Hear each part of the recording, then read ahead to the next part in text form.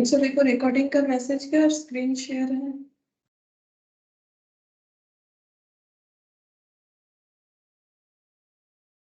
Yes ma'am. देखो redemption of debenture जो चल रहा था वो तो हम लोग का कंप्लीट हो गया है, ठीक है। अभी हम लोग आज जो है नया टॉपिक स्टार्ट करेंगे, that is redemption of preference share.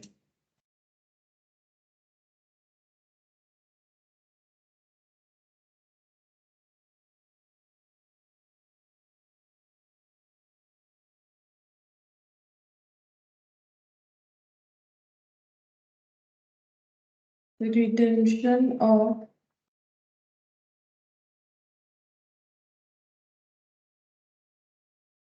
Preference shares, ठीक है।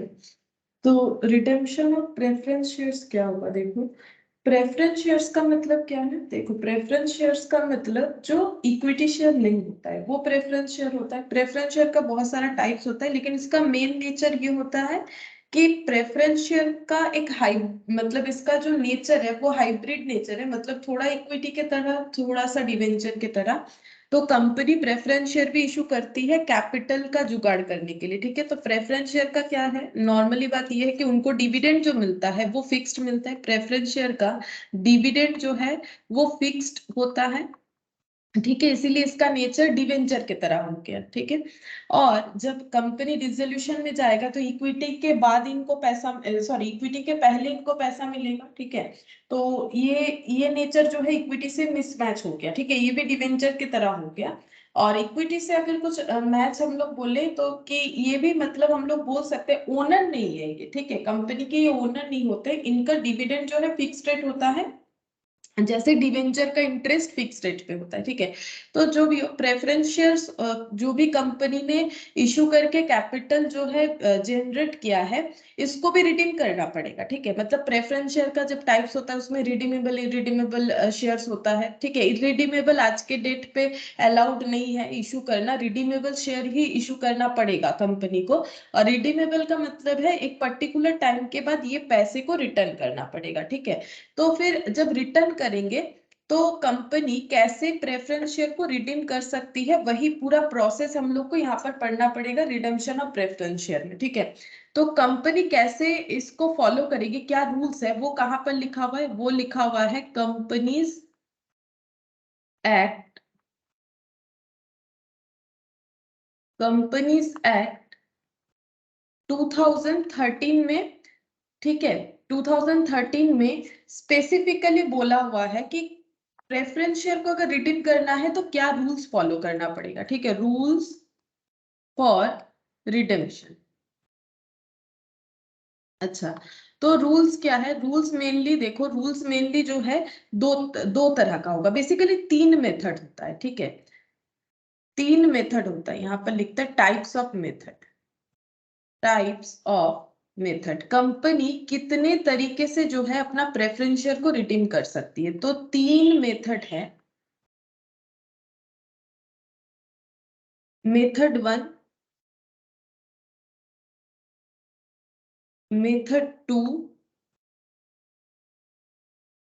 मेथड थ्री, ठीक है। अच्छा, तो सबसे पहले मेथड वन। मेथड वन क्या है, मेथड वन का रूल्स है आउट ऑफ एग्जिस्टिंग फंड, ठीक है। ये सब समझेंगे हम लोग, यही हमें मेनली समझना है। और एक हो जाएगा out of proceed of fresh issue. और लास्ट मेथड जो है वो है combination of method one and method two, मतलब दोनों का कॉम्बिनेशन। तो इसको हम कैसे लिखेंगे, इसको हम लोग ऐसे लिखते हैं कॉम्बिनेशन ऑफ बोथ, ऐसे लिख लेते हैं। हाँ, कॉम्बिनेशन ऑफ बोथ ऐसे लिख, combination of method one and method two. तो कंपनी के पास जो रिडीम करना चाहती है अपना प्रेफरेंस शेयर, उनके पास तीन ऑप्शन है अपने प्रेफरेंस शेयर को रिडीम करने के लिए, ठीक है। एक वो लोग आउट ऑफ एग्जिस्टिंग फंड से कर सकता है, एक हो सकता है out of proceeds of fresh issue, दूसरा होगा कॉम्बिनेशन ऑफ मेथड 1 एंड 2। ये सब रूल्स रेगुलेशंस कहाँ बोला गया है कि कंपनी को अगर प्रेफरेंस शेयर रिडीम करना है तो कंपनी अपने मन से कैसे भी रिडीम कर दे, ऐसा नहीं चलेगा। कंपनी को ये तीनों में से कोई एक मेथड फॉलो करना पड़ेगा, ठीक है। अब देखो जैसे कंपनी कौन कौन सा मेथड फॉलो करने से क्या होगा वो हम लोग पढ़ेंगे। जैसे हम लोग पहले मेथड 1 का ही बात करते हैं। मेथड 1, ठीक है। मेथड 1 क्या है? मेथड 1 है आउट ऑफ एग्जिस्टिंग फंड।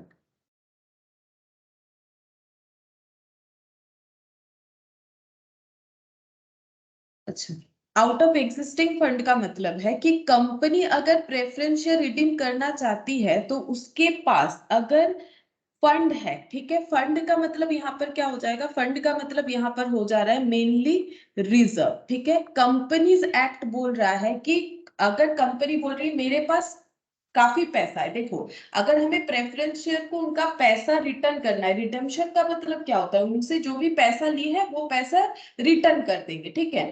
तो कैसे रिटर्न कर सकते हैं? जितना लिया है उतना भी पार में रिटर्न होता है, प्रीमियम में रिटर्न होता है, ठीक है। कुछ एक्सेस पैसा भी हम लोग देंगे, नॉर्मली प्रीमियम ही होता है तभी लोग पैसा लगाएंगे, नहीं तो क्यों, ठीक है।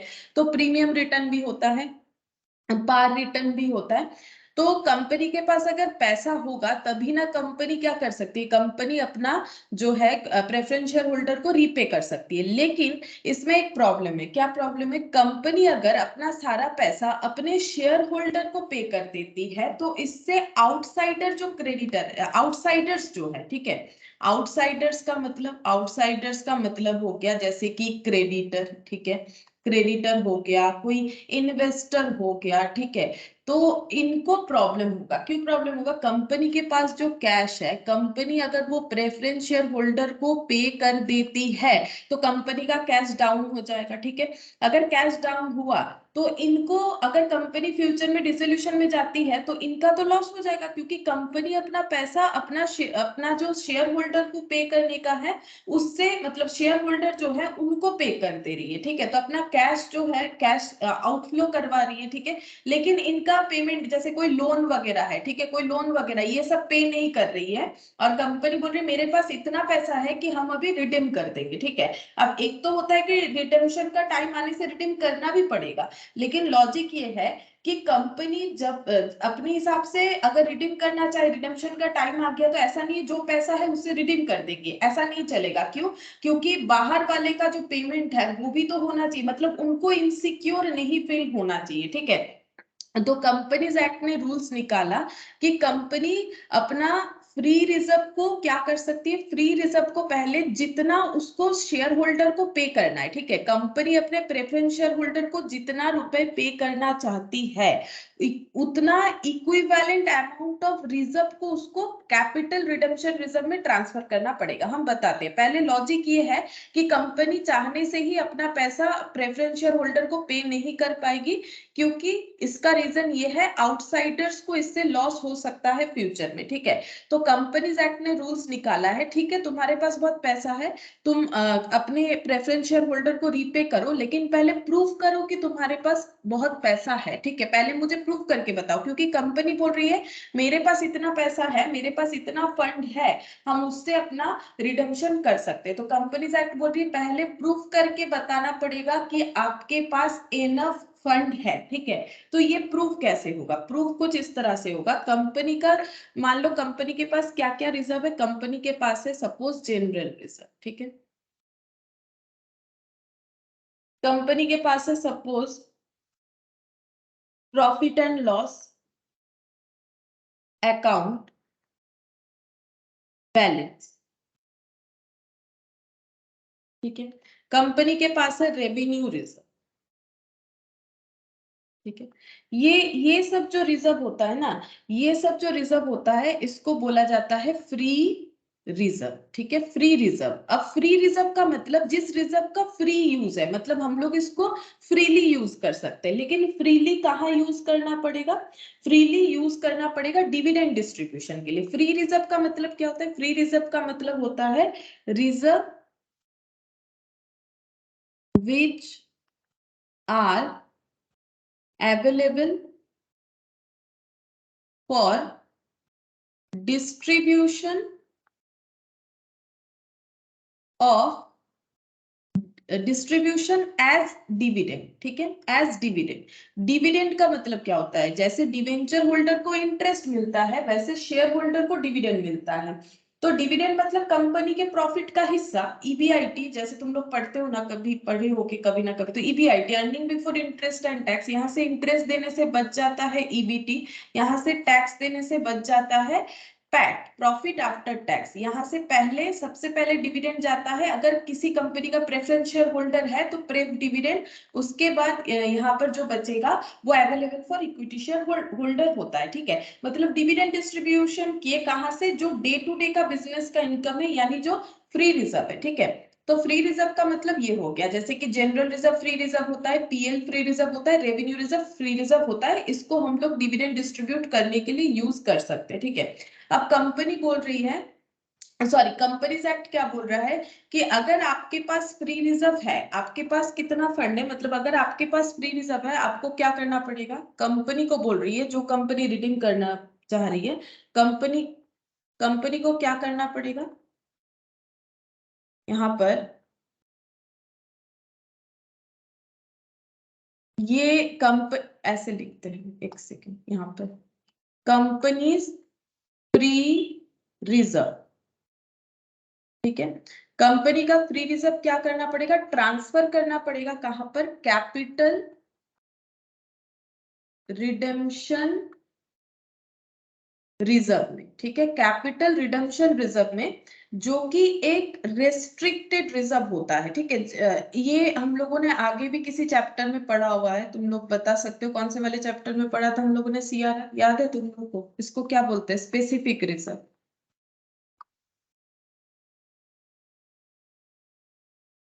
जैसे डिवेंचर के केस में डीआरआर वगैरह बनता है, वैसे और कहां पर बन रहा था? सीआरआर कौन से चैप्टर में पढ़ा तुम लोगों ने? बोनस इशू, राइट इशू में पढ़ा ना, ठीक है।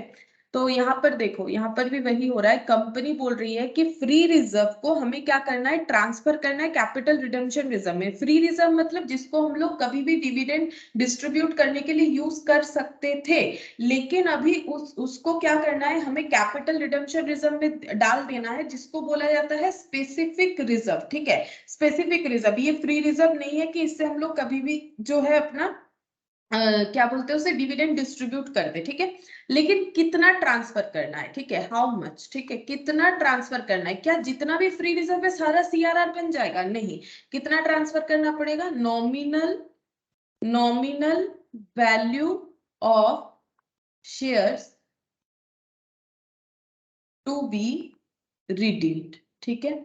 जो शेयर हम लोग रिडीम कर रहे हैं, जो शेयर हम लोग रिडीम कर रहे हैं, उसका जो नॉमिनल वैल्यू है, उतना इक्विवेलेंट अमाउंट हम लोगों को ट्रांसफर करना पड़ेगा कैपिटल रिडेम्पशन रिजर्व में, ठीक है। उतना हमें कैपिटल रिडेम्पशन रिजर्व में ट्रांसफर करना पड़ेगा। जैसे जैसे देखो यहाँ पर, इसका मतलब क्या हो गया समझाते। जैसे मान लो हम लोगों के पास प्रेफरेंस शेयर है, मान लेते हैं 10,000 प्रेफरेंस शेयर है, ठीक है, जिसका नॉमिनल वैल्यू ये नंबर ऑफ 10,000 प्रेफरेंस शेयर है। नॉमिनल वैल्यू मतलब जिसको फेस वैल्यू बोलते हैं, ठीक है। Nominal value normally preference share का 100 ही होता है, ठीक है। तो यहाँ पर हम लोगों को जो यहाँ पर बोला है ना, देखो मैंने क्या लिखा, nominal value of share to be redeemed, तो हम लोग को यहाँ पर सीआरआर में कितना ट्रांसफर करना पड़ेगा? Nominal value of share to be redeemed, nominal value of share, preference shares to be redeemed, ठीक है। तो कितना हो जाएगा? अमाउंट कितना हो जाएगा यहाँ पर? 10,000 इंटू 100, ठीक है, यानी कि तो लगभग हो जाएगा हम लोग का 10 लाख, ठीक है, रुपीज 10 लाख। तो हम लोग को 10 लाख का फ्री रिजर्व को सीआरआर में ट्रांसफर करना पड़ेगा, ठीक है। ये कंपनी का रूल्स है। अच्छा, अगर मान लो nominal number of preference shares है, नंबर ऑफ प्रेफरेंस शेयर्स है सपोज वही 10,000, ठीक है, और नॉमिनल वैल्यू है एक एक प्रेफरेंस शेयर का रुपीज 100, और रिडेम्पशन वैल्यू मतलब रिडेम्पशन वैल्यू का मतलब है जब हम लोग प्रेफरेंस शेयर होल्डर को उनका पैसा रिटर्न करेंगे तब कितना देंगे, एक एक शेयर होल्डर को 120। ये कब डिसाइड होता है, इशू के टाइम पे ही डिसाइड हो जाता है। यही सारी चीजों को प्रोस्पेक्टस में पढ़ने के बाद ही लोग जो है शेयर में पैसा लगाएंगे, ठीक है। तो अब हमें ये, मेरा क्वेश्चन ये है सीआरआर में कितना ट्रांसफर होगा। रूल्स वही रहेगा, मुझे ये बताओ सीआरआर में कितना ट्रांसफर होगा, मतलब तुम लोग बताओ, हम अभी कुछ नहीं बोल रहे, तुम लोग बोलो कि यहाँ पर कितना ट्रांसफर होगा सीआरआर में, फ्री रिजर्व से सीआरआर में कितना ट्रांसफर होगा फिर। मैम 3 लाख का 10 लाख ही ट्रांसफर होगा, ठीक है। 10 लाख बोल रहे हो तो 10 लाख ही ट्रांसफर होगा, क्योंकि रूल्स क्या है, nominal value of shares to be redeemed, ठीक है, शेयर्स टू बी रिडीम्ड।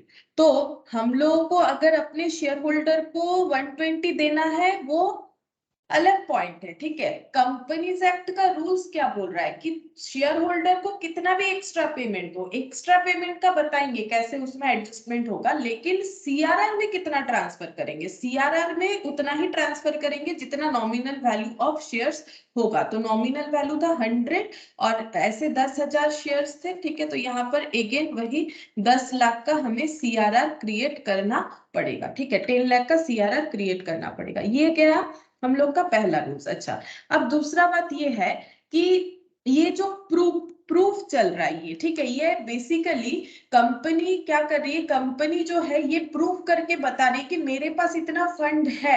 ये कैसे प्रूफ होता है, अगर कंपनी अपना सीआरआर बना सकती है फ्री रिजर्व से, उतना सीआरआर बनाना पड़ेगा जितने नॉमिनल वैल्यू का वो शेयर रिडीम करना चाह रही है, ठीक है। अब एक बार देखो फाइनेंशियल स्टेटमेंट, जैसे देखो यहाँ पर एक बैलेंस शीट बनाते हैं, ठीक है, कंपनी का एक बैलेंस शीट बनाते हैं। तो यहाँ पर क्या रहता है, यहाँ पर रहता है शेयर कैपिटल, ठीक है, यहाँ पर रहेगा शेयर कैपिटल, ठीक है।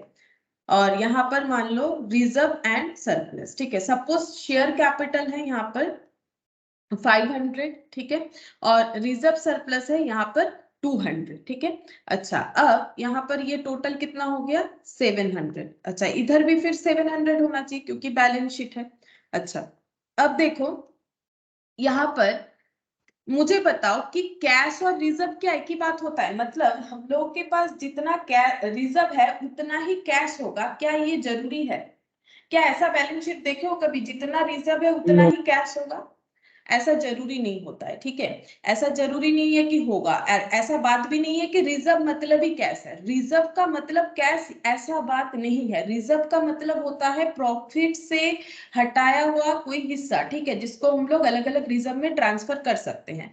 तो ये रिजर्व का पैसा हम लोग का कहाँ कहाँ लग सकता है, देखो हम लोग के पैसा दे के तो बिजनेस स्टार्ट किए, जैसे कैपिटल बिजनेस में इन्वेस्ट करने से उस कैपिटल से हम लोग बिल्डिंग खरीद सकते हैं, फिक्स्ड एसेट खरीद सकते हैं, करंट एसेट खरीद सकते हैं, बिजनेस में लगाए गए पूंजी या कैपिटल से ही तो हम लोग सारा चीज खरीदते हैं। और ये कैपिटल को यूज करके ही तो ये रिजर्व बना है, ठीक है। जैसे तुम लोग सोल प्रोप्राइटर करते हो तो कैपिटल, फिर उसके आगे ये जो नेट प्रॉफिट ऐड करते हो या फिर नेट लॉस होता है तो लेस करते हो, ये कहाँ से आया, यहाँ पर अगर 100 रुपए था इसी को यूटिलाइज करके हम लोगों ने अगर 10 रुपए भी कमाए होंगे तो हमारा कैपिटल 110 दिख रहा है। तो ये जो 10 रुपए अर्न किए वो कहाँ से किए, यहाँ से ही किया, उसको हम लोग यहाँ पर दिखा रहे हैं। उसी तरह से कंपनी अकाउंट्स में शेयर कैपिटल का जो पैसा होता है उसी पैसे को यूज करके प्रॉफिट कमाया जाता है और उस प्रॉफिट को अलग अलग जगह पे रखा जाता है, जैसे कि जनरल रिजर्व क्रिएट करके रखा जाता है, पीएल, क्योंकि रिक्वायरमेंट है कंपनी के केस में ये सारी चीजों का, इंडिविजुअल के केस में ये सब रिक्वायरमेंट नॉर्मली नहीं होता है, पार्टनरशिप में भी होता है, जनरल रिजर्व में ट्रांसफर करना, प्रोविजंस बनाना, प्रोविजंस तो यहाँ भी बनता है, हर जगह पे ही बनता है, लेकिन जनरल रिजर्व वगैरह नॉर्मली कंपनी ही बनाती है, जो भी हो। तो यहाँ पर देखो रिजर्व सरप्लस 200 है। अब ये जो पूरा 700 रुपीज है, इसी पैसे को यूज करके फिक्स्ड एसेट खरीदा गया होगा, जिसको अभी बोला जाता है पीपीई, है ना। जो पीपीई नाम हो गया फिक्स्ड एसेट का, प्रॉपर्टी प्लांट एंड इक्विपमेंट, ठीक है, फिक्स्ड एसेट खरीदा गया होगा। इसी को यूज करके इन्वेस्टमेंट खरीदा गया होगा, ठीक है, इन्वेस्टमेंट खरीदा गया होगा 700 का, ठीक है। फिर यहाँ पर मान लो इसी का यूज करके करंट एसेट भी जनरेट हुआ होगा, और करंट एसेट में क्या क्या रहता है, जैसे मान लो डेटर हो जाएगा, कैश हो जाएगा, ठीक है, और भी कुछ चीज आ सकता है, बहुत सारा चीज हो सकता है, अब हम सारा नाम तो नहीं लिख रहे हैं, ठीक है। तो इसका मतलब ये देखो यहाँ पर जो मैंने लिखा, ये करंट एसेट पे हमारा कैश हो सकता है, मतलब इसका एक हिस्सा जो है वो कैश हो सकता है, लेकिन जितना रिजर्व सरप्लस है उतना ही कैश होगा, ऐसा बात नहीं होता है, ठीक है। जैसे मान लो यहाँ पर हो गया 100, ठीक है, यहाँ ये मान लो 200 हो गया, यहाँ पर मान लो 100 हो गया, 300, और ये काम करते हैं 700 करना, ये 400, यहाँ पर कर दिया मैंने 100, 500, और ये हो गया 500, 600, और ये ऐसे कर दिया, ठीक है। तो ये हो गया, तो इसका मतलब ये समझ में आना चाहिए कि रिजर्व का मतलब भी जो है कैश नहीं होता है, मतलब जब हम लोग प्रेफरेंस शेयर होल्डर को पे करने जाएंगे तो उसका मतलब ये नहीं है कि हम लोग उनको रिजर्व पे कर रहे हैं, ऐसा बात नहीं है। लॉजिक ये है कि हमें उनको पैसा ही पे करना है, लेकिन हमें क्या करना है, हमें अपने मतलब कंपनीज एक्ट के साथ इक्विवेलेंट, मतलब एक्ट पर होके चलना पड़ेगा। कंपनीज एक्ट बोल रहा है कि अगर आपके पास इनफ पैसा है तो आप उस पैसे को यूज कर सकते हो, आप उस पैसे को यूज करके रिडेम्पशन कर सकते हो, लेकिन सीआरआर आपको रिजर्व, आपके फ्री रिजर्व से nominal value of the share to be redeemed के इक्विवेलेंट सीआरआर क्रिएट करना पड़ेगा, जो कि रेस्ट्रिक्टेड रिजर्व हो जाएगा, ताकि आगे आप इस सीआरआर को किसी भी वजह से यूज नहीं कर सकते, नॉर्मल किसी वजह से। नॉर्मली जो है सीआरआर जो है बोनस के लिए यूज कर सकता है कंपनी, और ये रेस्ट्रिक्टेड हो जाता है, ठीक है। रेस्ट्रिक्टेड हो गया मतलब रिजर्व को ब्लॉक कर दिया गया, ठीक है, ब्लॉक कर दिया गया, ताकि कंपनी इसको किसी भी तरह से अपने हिसाब से यूटिलाइज नहीं कर पाए। तो ऐसा ना हो कि कंपनी हमेशा इक्विटी शेयर और प्रेफरेंस शेयर को ही पे करे जा रही है, फिर अचानक से बंद हो गई, तो फिर बाहर वाले आउटसाइडर्स का क्या होगा, ठीक है। इसीलिए कंपनीज एक्ट ने ये रूल्स जो है अप्लाई किया है। तो इसका मतलब यहाँ पर ये साफ हो जाता है कि जो फ्री रिजर्व होता है वही हम लोग का कैश नहीं होता है, ठीक है, ये मेन बात हो गया। अच्छा, अब यहाँ पर हम लोग क्या करेंगे, अब सबसे पहले हम लोगों ने ये देख लिया कि हम लोग को अगर पे करना है तो हमें क्या करना पड़ेगा, अपने फ्री रिजर्व को ट्रांसफर करना पड़ेगा सीआरआर, ठीक है। सेकेंड पॉइंट क्या आ जाएगा, अब हम लोगों को शेयर होल्डर्स को, ठीक है, शेयर होल्डर्स को क्या करना पड़ेगा, पे करना पड़ेगा। उनको पे क्या करेंगे, उनको पे करना पड़ता है कैश, ठीक है, उनको थोड़ी ना रिजर्व पे करेंगे, कोई रिजर्व थोड़ी ना लेगा, उनको पे क्या करना पड़ेगा, उनको कैश पे करना पड़ेगा। अब देखो ये जो प्रोसेस हम लोगों ने सीखा, इसका हम लोग जर्नल एंट्री लिख लेते हैं, ठीक है। जर्नल एंट्री क्या होगा, तब पूरा मैटर जो है वो क्लियर हो जाएगा किस तरह से होगा। तो जर्नल एंट्री क्या होगा, सबसे पहले अगर हमारे पास इतना पैसा है, हम लोग प्रूफ कर सकते हैं, पहले प्रूफ करना पड़ेगा। कैसे प्रूफ करेंगे, हम लोगों को दिखाना पड़ेगा कि हमारे पास इतना फ्री रिजर्व है कि हम लोग उससे सीआरआर क्रिएट कर सकते हैं नॉमिनल, और वो कितना होना चाहिए, हम लोगों के पास जितना शेयर हम लोग रिडीम करना चाहते हैं उसके नॉमिनल वैल्यू से इक्विवेलेंट। तो सबसे पहला टास्क सीआरआर क्रिएट करना, तो कोई भी रिजर्व क्रिएट करने से वो क्रेडिट होता है, तो ये हो गया टू कैपिटल रिडम्पशन रिजर्व, ठीक है। यहाँ पर डेबिट क्या होगा, फ्री रिजर्व, तो फ्री रिजर्व में क्या क्या आ जाएगा, जनरल रिजर्व। अब ये सब डेबिट क्यों हो रहा है, क्योंकि रिजर्व अगर हम लोगों का कम हो जाएगा तो वो डेबिट ही होगा, क्योंकि रिजर्व क्रेडिट हो रहा है, तो एक रिजर्व से दूसरे रिजर्व में ट्रांसफर हो रहा है, तो जनरल रिजर्व डेबिट, और क्या हो जाएगा, revenue reserve debit, PL debit to capital redemption reserve, ठीक है। तो ये कितना हो जाएगा, ये हो जाएगा nominal value of shares to be redeemed, ठीक है। हम लोग पहले चेक कर लेंगे कितना हो रहा है, उतने का सीआरआर बनेगा, और जिस रिजर्व में जितना है, जैसे मान लो अगर हमारा सीआरआर 1 लाख का बनना चाहिए और जनरल रिजर्व में ही 1 लाख है, तो पूरा 1 लाख जनरल रिजर्व से लेंगे, बाकी जगह से नहीं लेंगे, ठीक है। या फिर मान लो जनरल रिजर्व में इनफ नहीं है, तो यहाँ 80,000 है, यहाँ मान लो 10,000 है, यहाँ 10,000 है, तो इस तरह से लेंगे, ठीक है। तो अगर हमें जनरल रिजर्व से पूरा मिल जाता है तो पूरा जनरल रिजर्व ले लेंगे, अगर नहीं पूरा होता है तो जहां से मतलब और जहां से लेना पड़ेगा वहां से ले लेंगे, जैसे कि revenue reserve, capital redemption reserve, ठीक है। तो इसका हो गया, इसको लिखो बीइंग सीआरआर क्रिएटेड,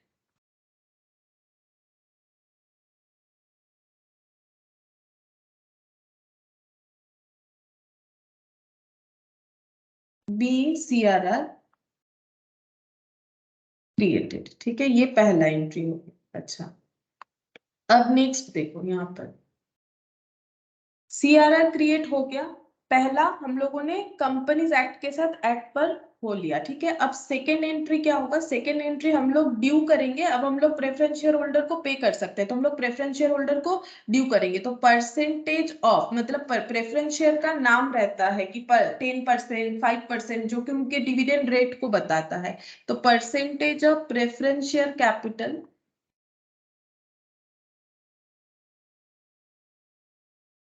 डेबिट होगा, क्योंकि हम लोग प्रेफरेंस शेयर अगर रिडीम कर रहे हैं तो कैपिटल हम लोग का कैंसिल हो जाएगा। अगर प्रीमियम पे कर रहे हैं तो प्रीमियम को भी डेबिट करना पड़ेगा, क्योंकि प्रीमियम लॉस है। क्योंकि अगर किसी से 100 रुपए लेके 120 पे कर रहे हैं तो प्रीमियम ऑन रिडम्पशन होगा। डेबिट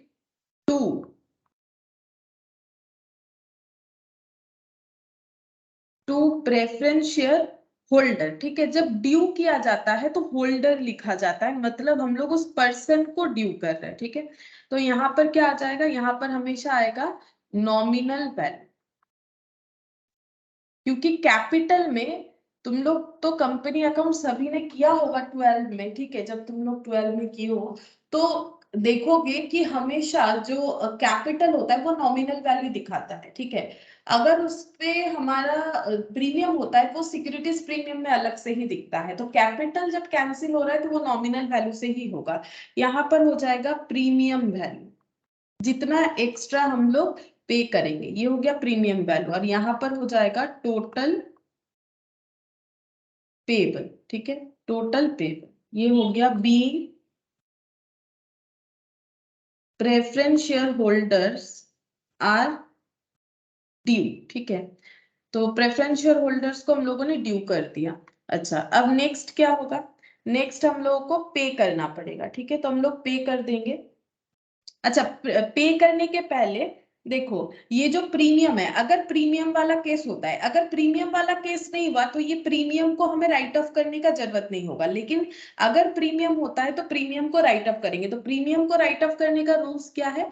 अगर हमारे पास कुछ सिक्योरिटीज प्रीमियम में अवेलेबल है तो वो पहले यूज करेंगे, ठीक है। तो जैसे हम सीक्वेंस में लिख रहे हैं उसी सीक्वेंस में हमें चेक करना चाहिए। तो सिक्योरिटीज प्रीमियम डेबिट, अगर सिक्योरिटीज प्रीमियम से पूरा नहीं बनता है देन पीएल डेबिट, और अगर तब भी पूरा नहीं बनता है then general reserve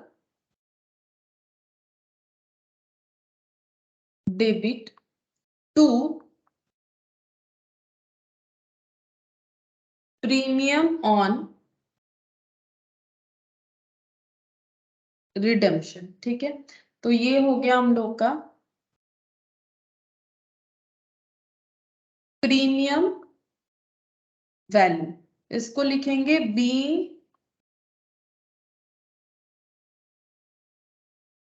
premium return of, ठीक है। प्रीमियम राइट ऑफ हो गया, लेकिन ये तभी होगा अगर प्रीमियम का केस हो रहा है, अदरवाइज ये थर्ड एंट्री नहीं आएगा। फिर हम लोग पे कर देंगे प्रेफरेंस शेयर होल्डर को। तो जैसे क्रेडिटर को टू क्रेडिट करते, परचेज टू क्रेडिट, फिर क्रेडिटर टू बैंक, उसी तरह से प्रेफरेंस शेयर होल्डर को ड्यू किया, अब उनको पे कर देंगे। तो preference share holder account debit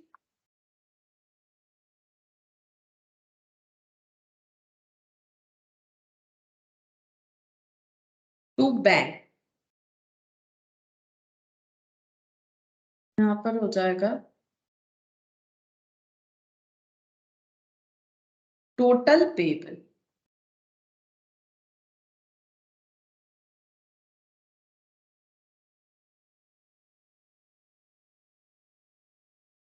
B preference share holder paid, ठीक है। तो इस तरह से हम लोग जो है फर्स्ट वाला केस जो है कर सकते हैं, ठीक है। तो और एक चीज भी यहाँ पर हो सकता है, जैसे मान लो कि जब हम लोग प्रेफरेंस शेयर होल्डर को पे करने जा रहे हैं तो हो सकता है कि हमारे पास हमें पे क्या करना पड़ेगा, कैश करना पड़ेगा, ठीक है। लेकिन कैश हो सकता है हमारे पास इनसफिशिएंट हो, जितना पे करना पड़ रहा है उतना नहीं है, लेकिन हमारे पास उतना फ्री रिजर्व है कि हम लोग उससे उतना सीआरआर क्रिएट कर सकते हैं जितना हमें करना चाहिए। तो कंपनीज एक्ट हमें परमिशन दे देगी कि आप शेयर जो है रिडीम कर सकते हो, ठीक है।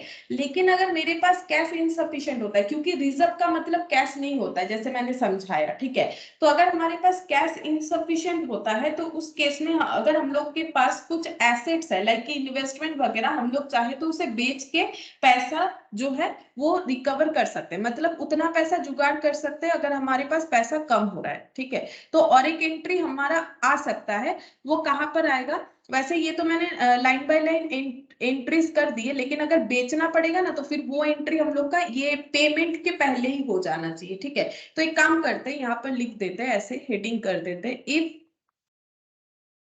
कैश इज इनसफिशिएंट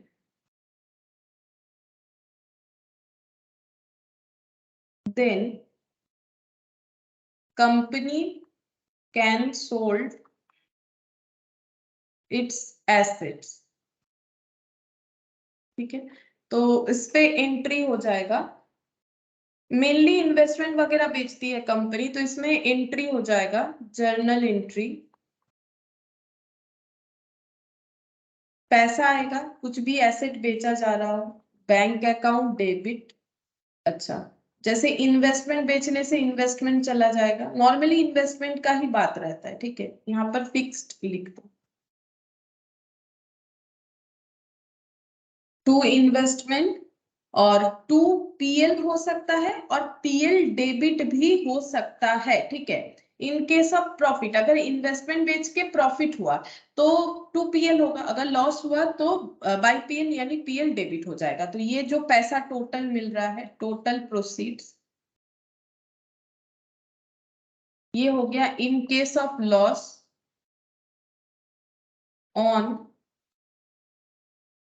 सेल, ये हो जाएगा बुक वैल्यू, जो इन्वेस्टमेंट का on that moment balance sheet में वैल्यू दिख रहा है उसी पे ये बिकेगा, और ये हो गया in case of profit on sale.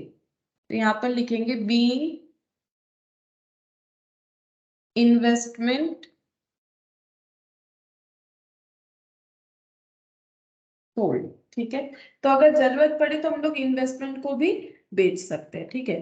तो ये हम लोग का देखो फर्स्ट मेथड हो गया। फर्स्ट मेथड क्या था, हम एक बार फिर से बता देते। फर्स्ट मेथड में हमें एग्जिस्टिंग फंड से जो है, मतलब हमारे पास अगर इतना पैसा है कि हम लोग रिडीम कर सकते हैं तो हम लोग रिडीम कर देंगे, लेकिन कंपनीज एक्ट बोल रहा है कि जितना nominal value of share redeem कर रहे हो उतना फ्री रिजर्व को रेस्ट्रिक्टेड रिजर्व बनाओ, यानी सीआरआर बनाना पड़ेगा, ठीक है। और उसके लिए हम लोगों ने यहाँ पर फ्री रिजर्व क्या है वो देखा, ठीक है। उसके बाद हम लोगों ने देखा कि अगर रिडम्पशन वैल्यू ज्यादा भी होता है, क्योंकि पॉइंट हमारा नॉमिनल वैल्यू से रिलेटेड है, तो उसके ऊपर मैंने यहाँ पर एक एग्जाम्पल दिखा दिया। अच्छा, रिजर्व का मतलब कभी कैश नहीं होता है, ठीक है। रिजर्व अलग चीज है, कैश अलग चीज है। अब हम लोगों ने यहाँ पर जर्नल एंट्री देखा, पहले सीआरआर में क्रिएट हो गया, ठीक है। सीआरआर क्रिएट होने के बाद प्रेफरेंस शेयर होल्डर को ड्यू कर दिए, प्रीमियम अगर है तो प्रीमियम को राइट ऑफ करना पड़ेगा। कहाँ कहाँ से कर सकते हैं, securities premium, PL, general reserve. उसके बाद प्रेफरेंस शेयर होल्डर को पे कर देंगे, लेकिन अगर कैश इनसफिशिएंट है तो कुछ एसेट वगैरह कंपनी चाहे तो बेच सकती है, ठीक है। अच्छा, अब हम लोग पढ़ेंगे मेथड 2। मेथड 2, मेथड 2 कौन सा है, मेथड 2 है proceeds of fresh issue, proceeds of fresh issue, ठीक है। तो अगर किसी कंपनी के पास इतना फंड नहीं है, ठीक है, कि वो सीआरआर बना सके, ठीक है, उतना फ्री रिजर्व नहीं है कि सीआरआर बना सके, तो कंपनी तो परमिशन देगी नहीं, ठीक है। या फिर उतना कैश भी नहीं हो पे कर सकता, क्योंकि सिर्फ कैश रहने से ही नहीं होगा, फ्री रिजर्व भी उतना होना चाहिए जितने से सीआरआर रिक्वायर्ड बन सकता है। तो फिर दूसरा एक ऑप्शन है, क्या कर सकती है, कंपनीज एक्ट बोल रही है कि अगर कंपनी चाहे, अगर उसके पास एग्जिस्टिंग फंड उतना नहीं है कि सीआरआर बना ले, उतना कैश नहीं हो रहा है, तो कंपनी फ्रेश इशू कर सकती है, मतलब नया शेयर इशू कर सकती है, ठीक है। फ्रेश इशू का मतलब क्या होता है, फ्रेश इशू का मतलब होता है that is issue of issue of new shares, ठीक है। और हम लोग को पता है शेयर इशू करने से क्या आता है, शेयर इशू करने से पैसा आता है, ठीक है। तो शेयर इशू करने से क्या आ जाएगा, हमारे पास प्रोसीड्स आएगा, इसको हम लोग बोलते हैं प्रोसीड्स आएगा, ठीक है। और इस प्रोसीड्स से हम लोग क्या कर सकेंगे, पे कर सकेंगे, रिडीम कर सकेंगे, ठीक है। Redeem of redemption can be possible, ठीक है। और इस प्रोसीड से हम लोग रिडेम्पशन कर सकते हैं, मतलब हमारे पास पैसा आ गया, जैसे हम लोग बेच रहे थे वैसे हमारे पास, जैसे इन्वेस्टमेंट बेच के पैसा जुगाड़ कर रहे थे वैसे हम लोग क्या कर सकते हैं, शेयर इशू करके हम लोग रिडेम्पशन कर सकते हैं। बट यहाँ पर भी रूल्स है, ठीक है। कितना प्रोसीड्स आना चाहिए फ्रेश इशू करके, तो देखो यहाँ पर प्रोसीड्स ऑफ फ्रेश इशू, इसका भी रूल्स बताया गया। जैसे सीआरआर अपने मन से कुछ भी नहीं बना सकते, ठीक है। जैसे कंपनी बोल दी सीआरआर बनाओ, तो हम लोग अपने मन से 10 रुपए 5 रुपए 20 रुपए का सीआरआर बना लेंगे, ऐसा नहीं होगा। सीआरआर कितना बनेगा, जितना शेयर हम लोग रिडीम कर रहे हैं उसके नॉमिनल वैल्यू से इक्विवेलेंट अमाउंट, ठीक है। तो प्रोसीड्स कितना होना चाहिए, हम लोग शेयर इशू कर दिए तो कितना शेयर इशू करेंगे, क्या इसका कोई रूल्स है या फिर कुछ भी अपनी मर्जी से कर सकते हैं, रूल्स है। रूल्स क्या है, प्रोसीड्स ऑफ फ्रेश इशू कितना होना चाहिए, प्रोसीड्स ऑफ फ्रेश इशू होना चाहिए nominal value of shares to be redeem, ठीक है। यहां पर भी देखो सीआरआर के तरह ही सेम कंसेप्ट, ठीक है। जैसे यहां पर भी एक एग्जांपल लेते हैं, नंबर ऑफ प्रेफरेंस शेयर्स अगर है 10,000, नॉमिनल वैल्यू है @100, ठीक है। तो प्रोसीड्स कितना होना चाहिए, तो प्रोसीड्स होना चाहिए 10,000 इंटू 100 यानी कि 10 लाख, ठीक है। इतना होना चाहिए। अगर हम लोग का रिडेम्पशन वैल्यू, यहाँ पर वो भी लिखना चाहिए था, अगर हम लोग का रिडेम्पशन वैल्यू 120 भी है तो कोई फर्क नहीं पड़ेगा, ठीक है। 120 है तो है, हमें नॉमिनल वैल्यू के बराबर ही प्रोसीड्स जो है हमारे पास होना चाहिए, ठीक है। नॉमिनल वैल्यू से मतलब इक्विवेलेंट अमाउंट जो है हमारा प्रोसीड्स होना चाहिए। लेकिन यहाँ पर प्रोसीड्स का अपना एक मतलब है। नॉर्मली हमें प्रोसीड्स का मतलब क्या है, शेयर इशू किए और जो पैसा आ गया वो प्रोसीड्स होता है। लेकिन यहाँ पर प्रोसीड्स का मतलब थोड़ा सा अलग है। यहाँ पर प्रोसीड्स का मतलब क्या है, देखो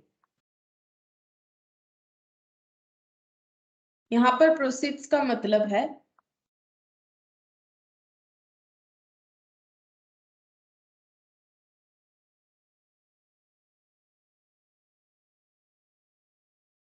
अगर हम लोगों ने जो फ्रेश इशू किया है, ठीक है, फ्रेश इशू एट पार कर सकते हैं, ठीक है। जो फ्रेश इशू किया है, फ्रेश इशू एट प्रीमियम कर सकते हैं, क्योंकि हम लोग को पता है तो शेयर पार पे इशू हो सकता है, प्रीमियम पे इशू हो सकता है या डिस्काउंट पे हो सकता है। तो फ्रेश इशू एट डिस्काउंट, ये 3 ऑप्शन है हम लोग के पास। हम लोग जो शेयर इशू कर रहे हैं वो पार पे कर सकते हैं, ठीक है, वो प्रीमियम पे कर सकते हैं और वो डिस्काउंट पे कर सकते हैं। तो प्रोसीड्स क्या होगा, नॉर्मली देखो हमें जो पता है कि अगर हम लोग पार पे इशू कर रहे हैं तो हम लोग का नॉमिनल वैल्यू अगर 10 है शेयर का, ठीक है, जैसे मान लो अगर हम लोग इक्विटी शेयर इशू कर रहे हैं तो अगर हम लोग का नॉमिनल वैल्यू 10 है और इशू प्राइस, ठीक है, इशू प्राइस और नॉमिनल वैल्यू में डिफरेंस हो सकता है। नॉमिनल वैल्यू मतलब जो होना चाहिए, ठीक है। अब हम लोग इशू उतने में भी कर सकते हैं, उससे ज्यादा पे भी, उससे कम पे भी, ठीक है। ज्यादा पे करते हैं तो प्रीमियम, कम पे करते हैं तो डिस्काउंट।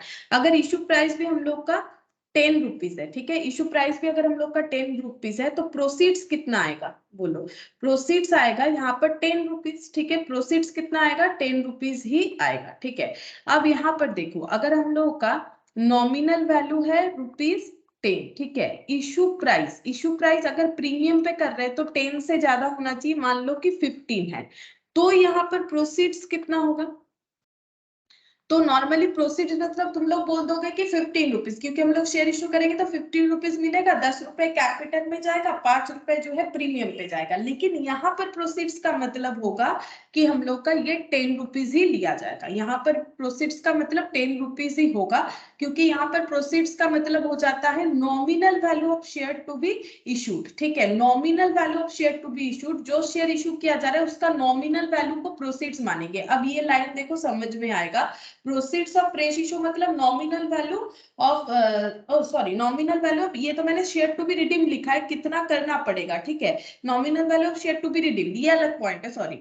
और यहाँ पर देखो, यहाँ पर प्रोसीड्स का मतलब क्या होता है, प्रोसीड्स का मतलब भी होगा nominal value of share to be issued. ठीक है, मतलब और एक पॉइंट लिखते हैं तो और भी क्लियर हो जाएगा। नॉमिनल वैल्यू मान लो 10 रुपीज है, और अगर डिस्काउंट पे हम लोग जो है इशू कर रहे हैं नया शेयर, तो मान लो डिस्काउंटेड प्राइस है 8 रुपीज, तो इस केस में प्रोसीड्स कितना होगा, ₹8 माना जाएगा। ठीक है, इस केस में प्रोसीड्स को ₹8 माना जाएगा। मतलब यहां पर अगर समरी करें तो प्रोसीड्स का मतलब क्या हो जाएगा, proceeds means nominal value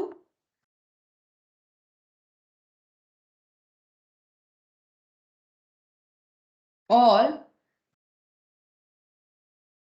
issue price whichever is lower। ठीक है, whichever is lower। ठीक है, तो ये देखो, ये दोनों में लोअर कौन सा है 10, ये दोनों में लोअर कौन सा है 10, ये दोनों में लोअर कौन सा है 8। ठीक है, तो कंपनीज एक्ट बोल रहा है कि प्रोसीड्स आना चाहिए फ्रेश इशू से। ठीक है, लेकिन वो प्रोसीड्स कितने अमाउंट से कैलकुलेटेड करेंगे, प्रोसीड्स हो जाएगा जो शेयर हम लोग फ्रेशली इशू कर रहे हैं। ठीक है, उसका नॉमिनल वैल्यू या issue price whichever is lower, वो हम लोगों का प्रोसीड्स माना जाएगा। ठीक है, तो विच एवर इज लोअर जो होगा वही हम लोग का प्रोसीड्स माना जाएगा। इस पे एक एग्जांपल करने से समझ में आएगा। जैसे देखो यहाँ पर सपोज नॉमिनल वैल्यू है 10 रुपीज और इशू प्राइस है हम लोग का 15 रुपीज। ठीक है, तो यहाँ पर जब हम लोग शेयर इशू करेंगे तो बैंक मतलब कैश कितना आएगा, बैंक अकाउंट कितने से डेबिट होगा, बैंक अकाउंट में आ जाएगा और नंबर ऑफ शेयर्स भी लिख देते हैं, number of shares to be issued, ये हो जाएगा सपोज है 10,000। ठीक है ना, 1,000 कर दिया मैंने। अगर 1,000 शेयर इशू कर रहे हैं तो बैंक अकाउंट में कितना आएगा, 1,000 इंटू कितना आएगा, बोलो बैंक अकाउंट में कितना आएगा, प्रोसीड्स में कितना आएगा, प्रोसीड्स में कितना आएगा बताओ, बैंक अकाउंट में कितना दिखेगा, प्रोसीड्स में कितना दिखेगा। मैम बैंक अकाउंट में 15,000 और प्रोसीड में 10,000। बैंक अकाउंट को 15 से दिखाएंगे क्योंकि हमारे पास कितना आएगा, 15,000 आएगा। लेकिन प्रोसीड्स में क्या लेना है, प्रोसीड्स का मतलब बता दिया है क्लियरली, नॉमिनल वैल्यू और issue price whichever is lower, यानी 10 रुपीज। ठीक है, तो यहाँ पर कितना हो जाएगा 10,000, ये हो जाएगा। ठीक है, तो प्रोसीड्स का मतलब ये होता है। अच्छा, अब हम लोग एक एग्जाम्पल और एक एग्जाम्पल लेते हैं। जैसे देखो यहाँ पर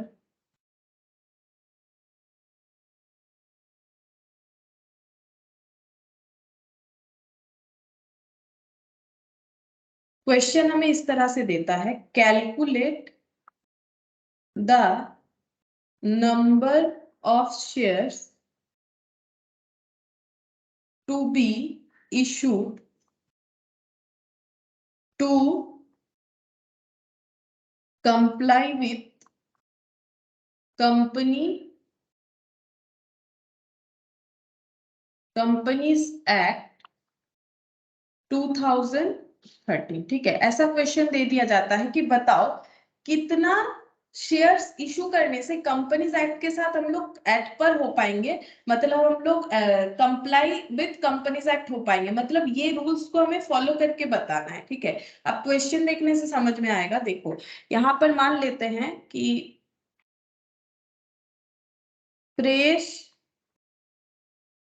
issue of nominal value of fresh issue of shares is rupees 10 per share and issue price rupees 15। ठीक है, इशू प्राइस 15 मतलब प्रीमियम पे इशू हो रहा है। ठीक है, अच्छा नेक्स्ट यहां पर लिखते हैं total proceeds is rupees 10 lakh. अगर टोटल प्रोसीड्स रुपीज 10 लाख होता है तो बताओ कि कितने सारे शेयर्स हमें इशू करने पड़ेंगे। ठीक है, तो क्वेश्चन ये है number of shares to be issued, number of shares to be issued, हमें कितने सारे शेयर इशू करने पड़ेंगे, फ्रेश इशू करने पड़ेंगे अगर टोटल प्रोसीड्स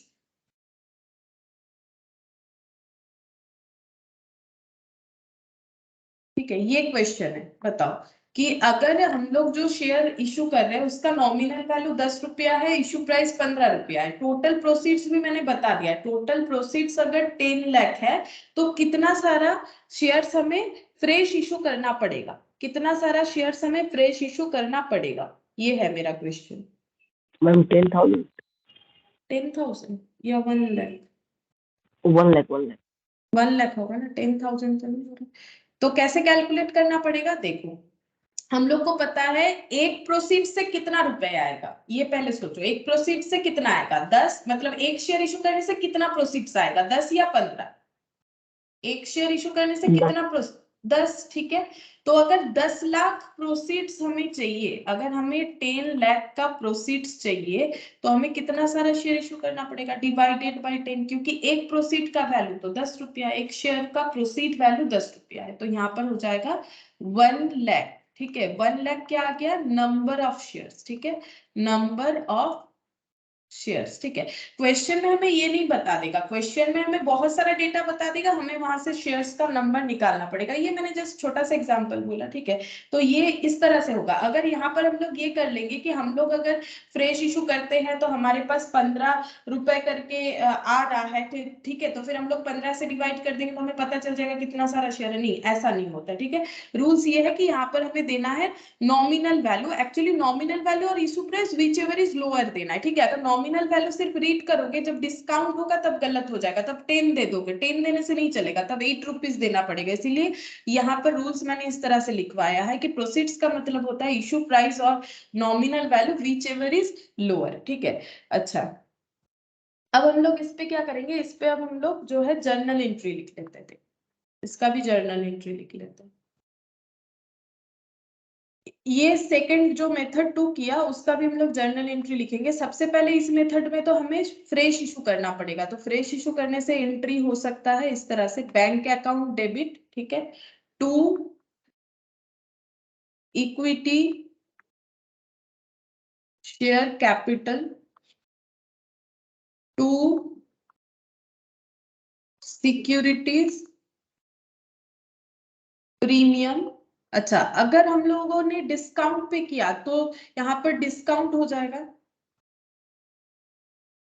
डिस्काउंट डेबिट, अगर डिस्काउंट पे इशू हुआ। ठीक है, तो यहाँ पर क्या क्या वैल्यू आ जाएगा, यहाँ पर आ जाएगा number of fresh issue into क्या आ जाएगा, इशू प्राइस। यहाँ पर क्या आता है, इशू प्राइस आता है, कितना पैसा आ रहा है। देखो अभी मैंने लिखवाया इशू प्राइस लिखना पड़ता है, कितना पैसा आया। ठीक है, यहाँ पर डिस्काउंट कैसे कैलकुलेट होगा, number of fresh issue into discount पर शेयर पे जितना डिस्काउंट हो रहा है। ठीक है, इक्विटी शेयर कैपिटल में कितना जाएगा, नंबर ऑफ फ्रेश इशू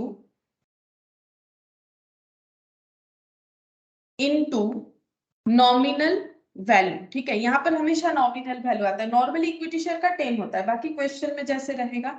और यहाँ पर हो गया number of fresh issue into securities premium पर शेयर। ठीक है, सिक्योरिटीज प्रीमियम पर शेयर जितना होगा वो तो क्वेश्चन पढ़ के समझ में आ जाएगा। Being new shares issue.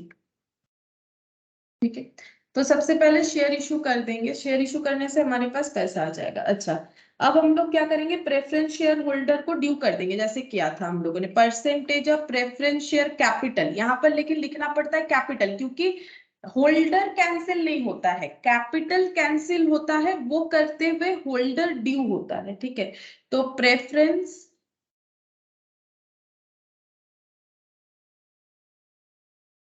Share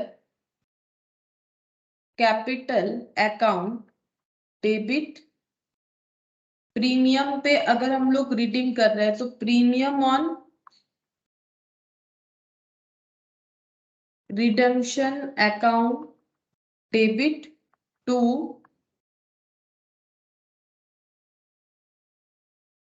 preference share holders.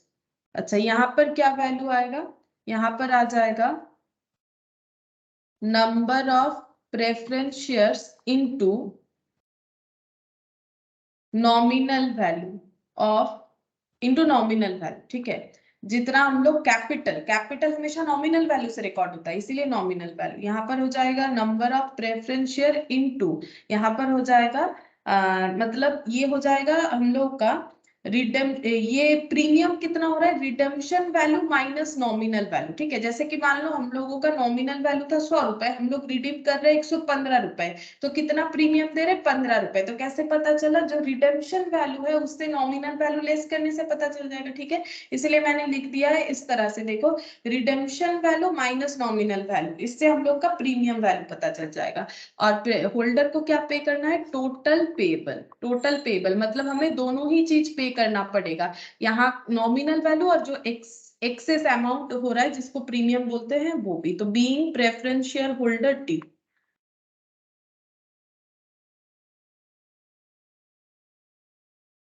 ये हो गया हम लोग का सेकेंड है एंट्री, ठीक है। अच्छा, फिर नेक्स्ट हम लोग ये जो प्रीमियम है उसे राइट ऑफ कर सकते हैं। तो प्रीमियम को राइट ऑफ करने का एंट्री हो जाएगा वही सेम जो पहले लिखवाया था, securities premium account debit PL debit general reserve.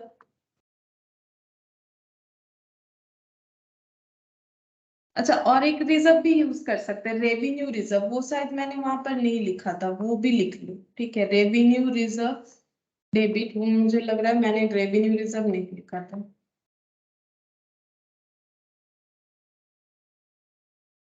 अच्छा, इसी पीडीएफ में, हाँ यहाँ पर रेवेन्यू रिजर्व वो भी आता है।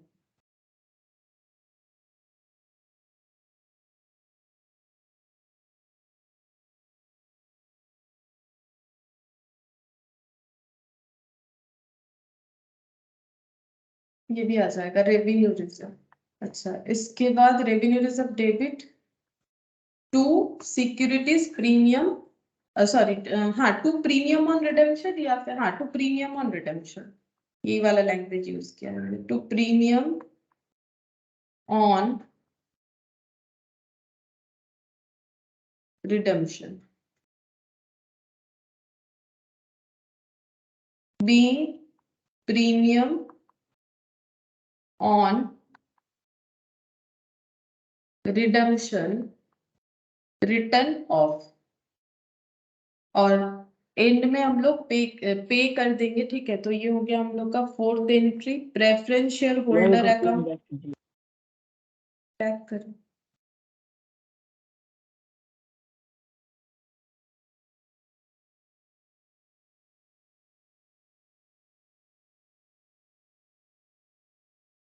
ये सुन, हो गया।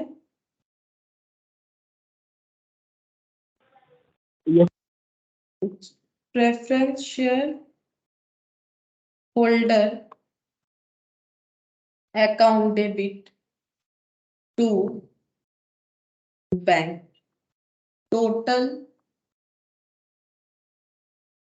Payable, total payable being amount paid, being amount paid, ठीक है। ये हो गया हम लोग का एंट्री भी हो गया, ठीक है। अब हम लोग थर्ड मेथड भी कर लेते हैं, सारा मेथड कंप्लीट कर लेते हैं, फिर नेक्स्ट क्लास में क्वेश्चन कर सकते हैं, ठीक है। यहाँ पर करते हैं मेथड 3, ठीक है। मेथड 3 हम लोग का क्या था, combination of method 1 and 2, combination of method 1 and method 2, ठीक है। Combination of method 1 and method 2। तो मेथड 1 में क्या था, मेथड 1 के हिसाब से था, ये देखो मेथड 1 के हिसाब से था, हमें सबसे पहले क्या करना पड़ेगा, हमें सबसे पहले फ्री रिजर्व को कहाँ ट्रांसफर करना पड़ेगा, सीआरआर में, ठीक है। और मेथड 2 हमें क्या बोल रहा था, मेथड 2 हमें बोल रहा था हमें फ्रेश इशू करना पड़ेगा, ठीक है। प्रोसीड्स फ्रॉम फ्रेश इशू, ठीक है। अब हम लोग बोल रहे हैं कि मेथड 3 क्या बोल रहा है, कॉम्बिनेशन ऑफ बोथ, अगर दोनों मिलाते हैं, मतलब हम लोग का फिर कॉम्बिनेशन ऑफ बोथ का मतलब क्या हो जाएगा, यानी मेथड 1 प्लस मेथड 2, इसका मतलब हो जाएगा CRR plus proceeds proceeds from fresh issue, ठीक है। अच्छा, अब सीआरआर कितना बनाना पड़ेगा वो हमें पता था, सीआरआर कितना बनाना पड़ेगा, nominal value of shares to be issued, ठीक है। अभी स्टार्टिंग से तो हम लोग यही पढ़ रहे हैं, देखो सीआरआर कितना बनाना पड़ता है, यहाँ पर लिखा है मैंने, सीआरआर कितना बनाना पड़ेगा, nominal value of share to be redeemed, ठीक है। सॉरी, मैंने ना इशू लिख दिया गलती से, यहाँ पर हो जाएगा रिडीम्ड, ठीक है। तो जितना शेयर रेटिंग होगा उसका नॉमिनल वैल्यू, और प्रोसीड्स फ्रॉम फ्रेश इशू ये कितना होना चाहिए, ये तो अभी अभी लिखा हम लोगों ने, देखो वो भी वही है, nominal value of share to be redeem, proceeds of fresh issue का मतलब भी वही होता है, सेम बात है। देखो यहाँ पर भी क्या होगा, nominal value of shares to be redeemed, ठीक है। इंडिविजुअली दोनों का मतलब ये है, अब दोनों जब कंबाइन हो जाएगा तो भी मीनिंग वही रहेगा, nominal value of shares to be redeemed.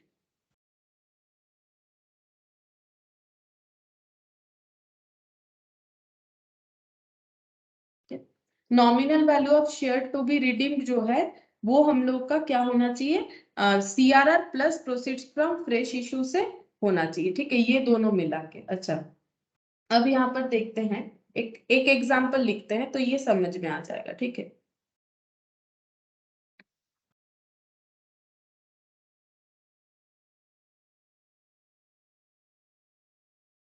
जैसे यहाँ पर लिखते हैं,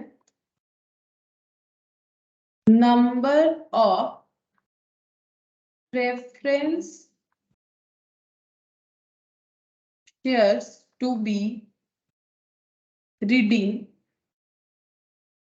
is 10,000, nominal value at the rate of 100 for redemption value of ₹130 पर शेयर, ठीक है। मतलब कंपनी, कोई भी कंपनी है, ठीक है, वो अपना प्रेफरेंस शेयर रिडीम करना चाहती है, कितना, 10,000 प्रेफरेंस है जिसका नॉमिनल वैल्यू है ₹100 और रिडेम्पशन वैल्यू है 130 पर शेयर, ठीक है। अब कंपनी के पास क्या क्या है, कंपनी के पास है, देख लेते हैं, यहाँ पर लिखता है कंपनी के पास है, company has in general reserve,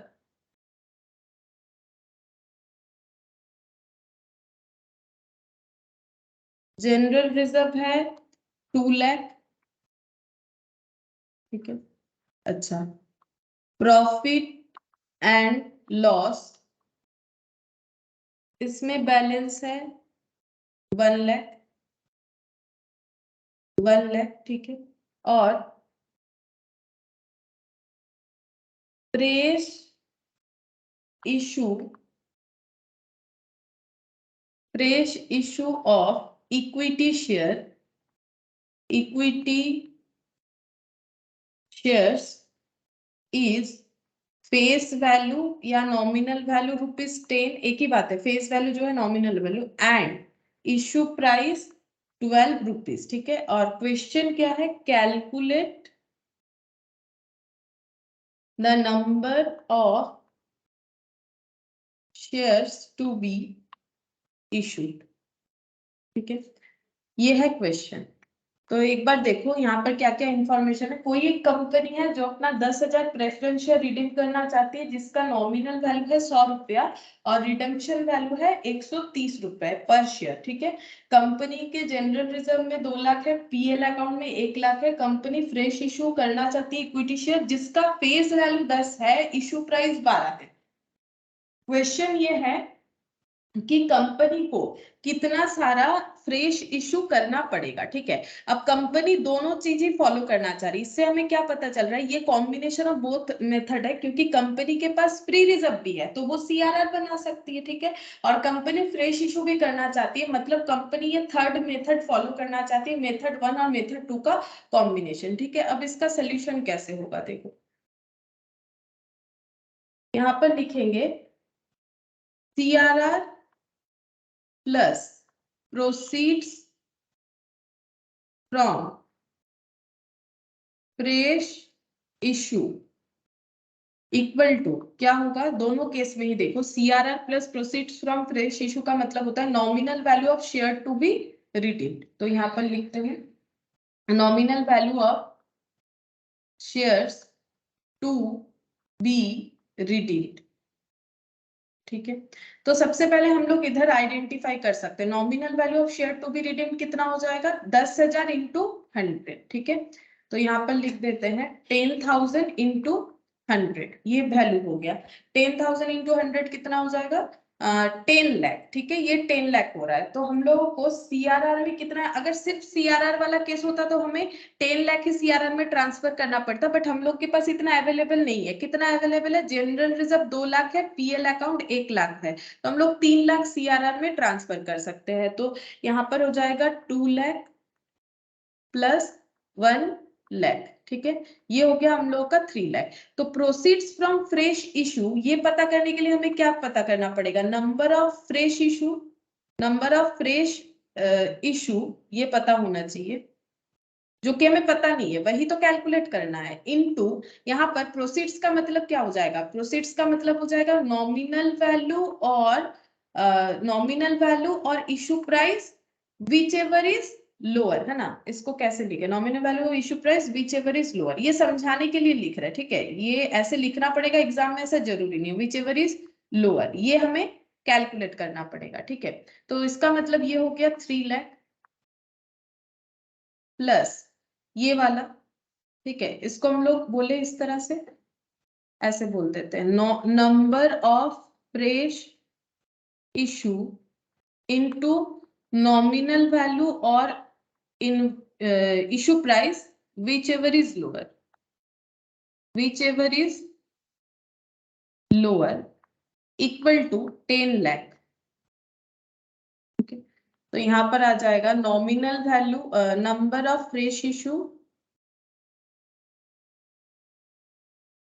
into, अच्छा यहाँ पर हम लोग ये वैल्यू लिख सकते हैं नॉमिनल वैल्यू और issue price whichever is lower, तो जो फ्रेश इशू होगा उसका नॉमिनल वैल्यू और issue price whichever is lower, यानी ये 10 है, ठीक है, ये 10 रुपीज है। अच्छा ये 10 लाख था इधर और उधर था 3 लाख, 3 लाख इधर लेके आ गए, माइनस हो जाएगा, ये देखो 10 लाख और इधर ये 3 लाख ट्रांसफर हो गया, तो माइनस होके 7 लाख आ गया।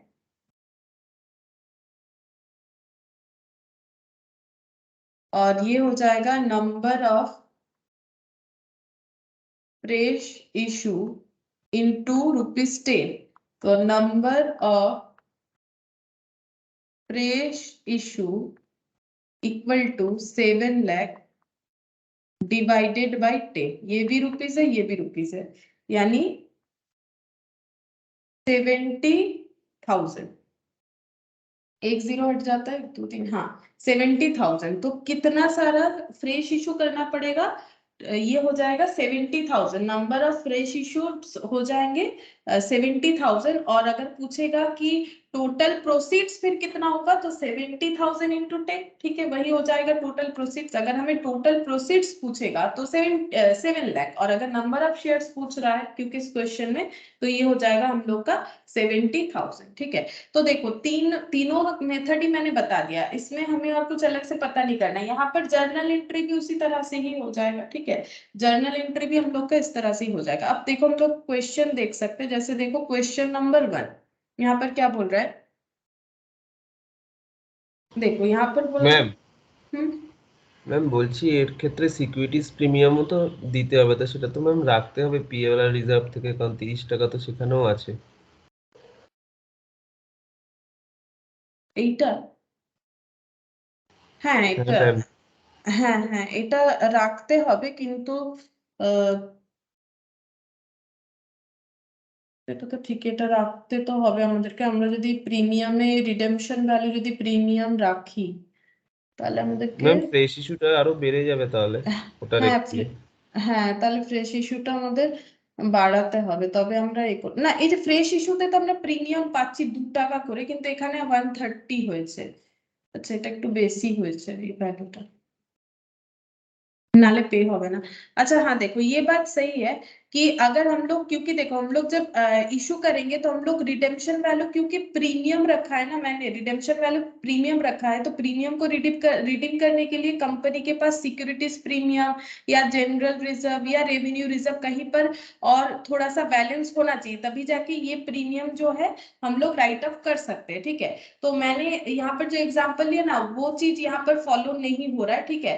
अब एक चीज कर सकते हैं, इसको चेंज कर देते हैं तो एग्जाम्पल से ही हो जाएगा, या तो इसको चेंज करेंगे तो एग्जाम्पल से ही हो जाएगा, या फिर हम लोग अगर ये जो फ्रेश इशू कर रहे हैं ना, इसका अगर हम लोग एक काम कर सकते हैं, इसका अगर हम लोग इशू प्राइस बढ़ा लेते हैं तो उस केस में हम लोग का ये प्रीमियम एडजस्ट हो जाएगा। तो एक काम करते हैं ना, ये रिडम्पशन वैल्यू जो है इसको हम 100 ही रख देते हैं, तब जाके ये एग्जाम्पल सही हो जाएगा। अगर रिडम्पशन वैल्यू 100 ही रखेंगे तो हमें फिर प्रीमियम को रिडीम करने के लिए कुछ पैसा जनरल जो हम लोग का रिजर्व चाहिए होता है, like securities premium general reserve, उसका जरूरत नहीं होगा। तो एक बार इसको ये 100 कर दो, ठीक है, तो एग्जाम्पल जो है सही होगा। अगर एग्जाम्पल में वो रखेंगे तो फिर एग्जाम्पल गलत हो जाएगा, क्योंकि फिर 30 रुपीज पर शेयर का प्रीमियम को भी तो हमें बेयर करना पड़ेगा, तो उसके लिए तो रिजर्व, जनरल रिजर्व में पैसा होना चाहिए, रिजर्व सरप्लस में पैसा होना चाहिए। कहाँ कहाँ पर, जनरल रिजर्व में, ये देखो प्रीमियम का एंट्री देखने से ही पता चलेगा हमें कहाँ कहाँ पर चाहिएगा पैसा। सिक्योरिटीज प्रीमियम में चाहिएगा, जो कि मैंने एग्जांपल में नहीं लिया था, पीएल पूरा यूज कर लिया, जनरल रिजर्व रेवेन्यू रिजर्व भी नहीं है, या तो मेरे पास वो सारे अमाउंट होने चाहिए या फिर हम इसको बदल ही देते हैं एग्जाम्पल को। तो अगर रिडम्पशन वैल्यू 100 रखेंगे तो ये वाला इशू जो है ये नहीं होगा, ठीक है। तो एक काम करते हैं, इसको 100 कर देते हैं, तब जाके ये एग्जाम्पल सही होगा, नहीं तो एग्जाम्पल गलत हो जाएगा। तो एक काम करो, इसको ही 100 कर लो, और ज्यादा हम इसको फिर चेंज नहीं करना पड़ेगा मुझे, इसको 100 कर लो, सही हो जाएगा। और अगर हम लोग इसको 130 रखते हैं तो हमारे पास एनफ उतना होना चाहिए ताकि हम लोग प्रीमियम को पे करें, या फिर जो फ्रेश इशू होगा उससे हमारे पास इतना प्रीमियम जनरेट हो जाए कि हम लोग उसको पे कर सके। तो अभी इसको 100 कर लो, रिडेम्पशन वैल्यू को भी पर पे ही रख देते, पर वैल्यू पे रख। अच्छा अब यहाँ पर, हाँ पहला क्वेश्चन देखो क्या बोल रहे हैं, Hinduja company limited had 5008% redeemable preference shares of 100 is fully paid up. मतलब पहला बात है, देखो अगर फुल्ली पेड अप नहीं होता है ना तो फिर रिडम्पशन नहीं होगा। ऐसा क्यों होता है? फुल्ली पेड अप का मतलब, मान लो 100 रुपए मिलने वाला है एक शेयर पे, और जो प्रेफरेंस शेयर होल्डर है उसने अभी तक 80 रुपीज ही दिया है। हो सकता है कि कंपनी ने बोला होगा बाद में 20 रुपीज कॉल कर लेंगे, तो जो 80 रुपीज ही दिया है तो ये पार्टली पेड अप है, ठीक है, तो ये पेड अप वैल्यू हो जाएगा। तो अगर ये पूरा 100 नहीं हो जाता है तो कंपनी उसे रिडीम करेंगे तो क्यों करेगी, ठीक है। मतलब देखो रिडीम करने पे मिनिमम तो हमारा पर वैल्यू पे रिडीम होना चाहिए ना। तो अगर कंपनी उसे 100 रुपए देगी और 80 उससे ले रखी है तो उससे तो कंपनी का लॉस हो जाएगा, और प्रीमियम पे देगी तो और भी ज्यादा लॉस हो जाएगा। इसीलिए हमेशा फुल्ली पेड अप का ही रिडम्पशन होता है, पार्टली पेड अप का नहीं होता है। The company decided to redeem this preference share at par, मतलब 100 के बदले बदले 100, एट पार का मतलब रिडेम्पशन वैल्यू भी यही हो गया, ठीक है। By the issue of sufficient number of equity share of 10 is fully paid up at पर। और कंपनी सेकंड वाला मेथड ले रही, कंपनी बोल रही है कि कंपनी के पास इतना फंड नहीं है, कंपनी नया शेयर इशू कर देगी, कितना 10 रुपीज वाला एट पर में, ठीक है, मतलब नॉमिनल वैल्यू भी 10 और इशू प्राइस भी 10, ठीक है। You are required to pass necessary journal entries including cash transaction in the books of the company. हम लोग को इसके लिए जर्नल एंट्री पास करने के लिए बोल रहे हैं, ठीक है। तो illustration 1, in the books of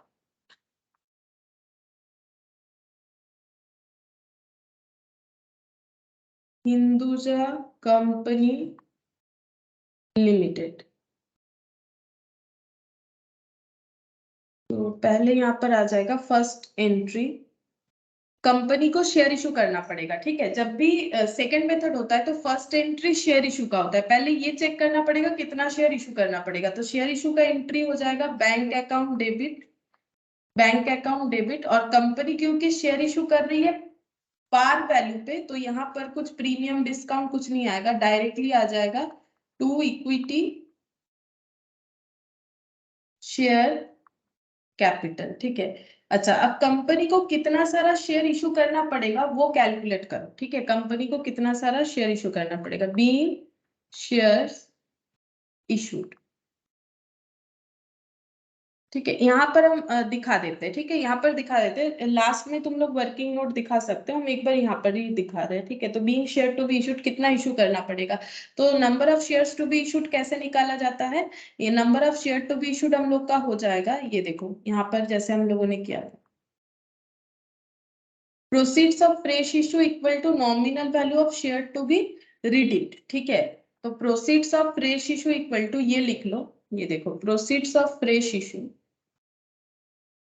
proceeds of fresh issue equal to nominal value of shares to be redeemed, ठीक है। तो nominal value of share to be redeemed कितना हो रहा है, 5000 शेयर रिडीम हो रहा है, जिसका नॉमिनल वैल्यू है, बोल रहा है कि 100 रुपए पे ही रिडीम हो जाएगा, ठीक है। तो 100 रुपए पे ही रिडीम होगा, मतलब हमें रिडेम्पशन वैल्यू नहीं, हमें नॉमिनल वैल्यू देखना है, नॉमिनल वैल्यू 100 रुपए है, ठीक है। और प्रोसीड्स ऑफ फ्रेश इशू कितना होगा, number of fresh issue into हो जाएगा इश्यू प्राइस और nominal value which ever is lower. तो यहाँ पर इश्यू और नॉमिनल वैल्यू एक ही है, तो यहाँ पर 10 ले लेंगे, ठीक है। तो नंबर ऑफ फ्रेश इशू ये हो जाएगा, ये हो गया हम लोग का ऐसे 50,000 डिवाइडेड बाई 10, नहीं 5 लाख डिवाइडेड बाई 10 यानी 50,000, ठीक है। तो बैंक अकाउंट अब यहाँ पर हमें कितना लेना पड़ेगा, 50,000 इंटू 10 रुपीज, ठीक है, इंटू 10 रुपीज। तो इस तरह से नंबर ऑफ शेयर्स हमें कैलकुलेट करने चाहिए, ठीक है। तो ये हो जाएगा 5 लाख।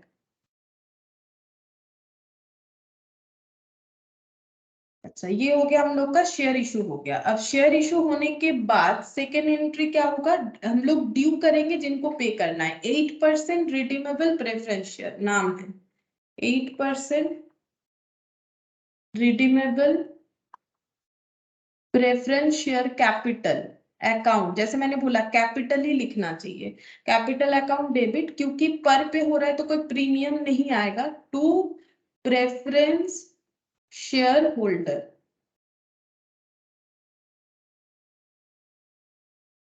तो कितना देना पड़ेगा, कितने शेयर होल्डर है, 5000, ठीक है। और यहाँ पर नॉमिनल वैल्यू लग जाएगा यानी 100, तो 5 लाख, यहाँ पर भी 5 lakh. B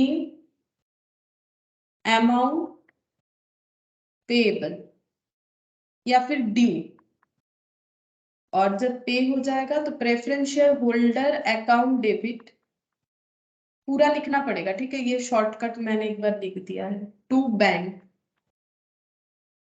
total payable amount 5 lakh.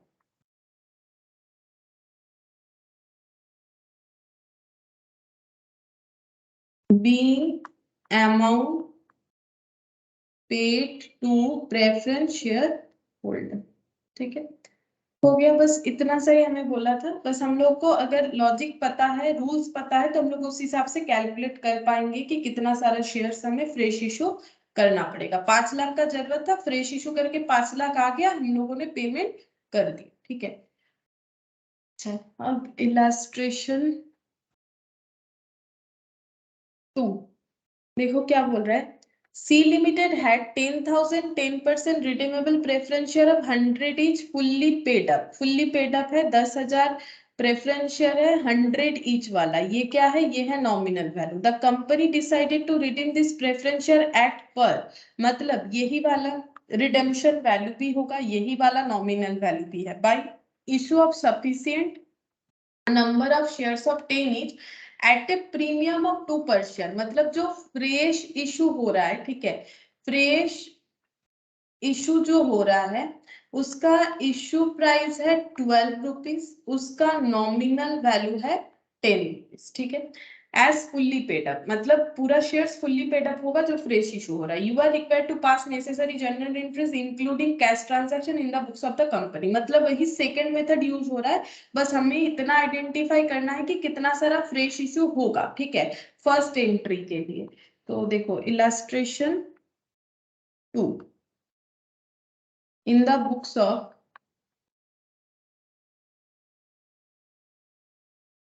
C Limited,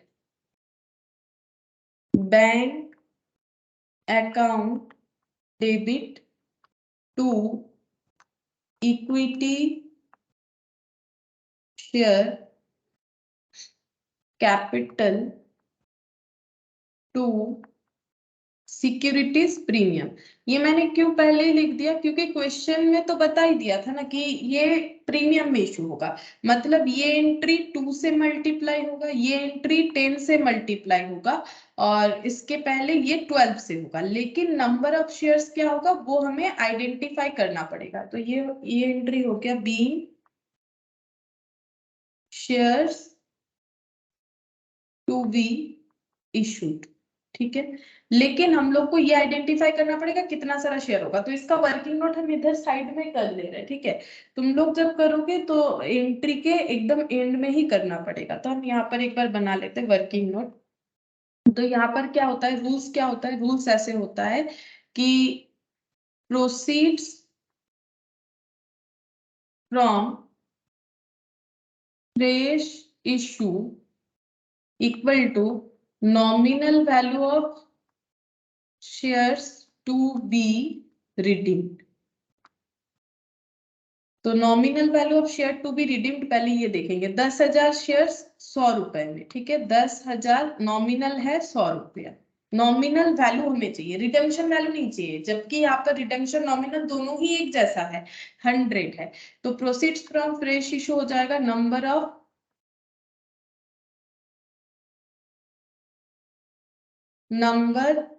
of fresh issue into, यहाँ पर हो जाएगा नॉमिनल वैल्यू और issue price whichever is lower, तब हमें 10 लेना पड़ेगा। ठीक है, 10 रुपीज लेना पड़ेगा।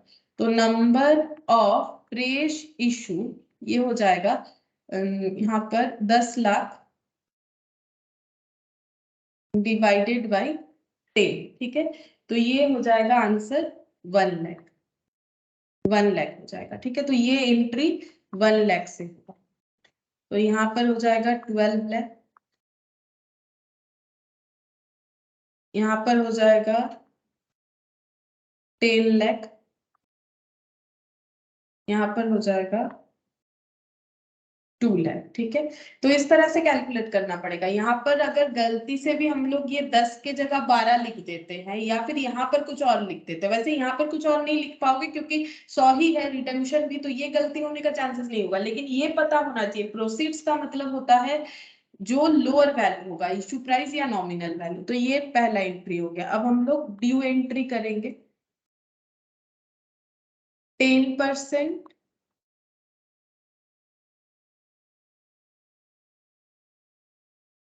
Redeemable preference share capital account debit, premium पे तो रिडीम नहीं हो रहा है, तो to preference share holder account. अच्छा, कितने सारे शेयर होल्डर है? 10,000। इनको कितना पे करना पड़ेगा, 100 रुपए करके, यानी 10 lakh. Being amount due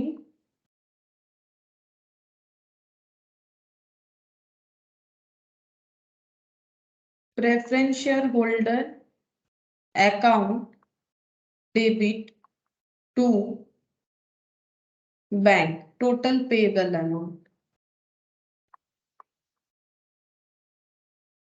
10 lakh. Being amount paid on, paid to directly देखते थे, paid to preference share holder, ठीक है। अच्छा, अब देखते हैं, ये तो दोनों हम लोग का सेकंड मेथड से क्वेश्चन था। अब ये वाला कैसा है क्वेश्चन देखते हैं। G India limited had 9000 10% redeemable preference share of 10 each। ये क्या है, ये है nominal value, fully paid up the company decide to redeem the preference share at par, मतलब ये भी, यही हम लोग का रिडम्पशन वैल्यू भी हो जाएगा। By the issue of sufficient number of equity share of 9 each, ठीक है। ये हम लोग का हो गया इशू प्राइस, ठीक है। और नॉमिनल वैल्यू या फेस वैल्यू क्या होगा, 10 होता है। इक्विटी शेयर का नॉमिनल वैल्यू या फेस वैल्यू क्या होता है, ₹10 होता है, ठीक है। तो यहाँ पर लिख देते हैं ये ₹10 हो जाएगा। You are required to pass necessary journal entries, मतलब डिस्काउंट के लिए ये क्वेश्चन है, ठीक है। और हमें जर्नल एंट्री पास करने के लिए बोला है, ठीक है। तो यहाँ पर लिखते हैं, सबसे पहले शेयर इशू करेंगे तो पैसा आएगा in the books of G India limited, G India limited. Bank account debit discount debit to equity share capital, ठीक है। क्योंकि जो शेयर इशू हो रहा है वो 9 रुपए में हो रहा है, ठीक है। तो इसका मतलब ये 9 से एंट्री होगा, यहाँ पर ₹1 हो जाएगा और यहाँ पर ₹10 हो जाएगा, ठीक है। तो यहाँ पर देखते हैं कितना हो रहा है।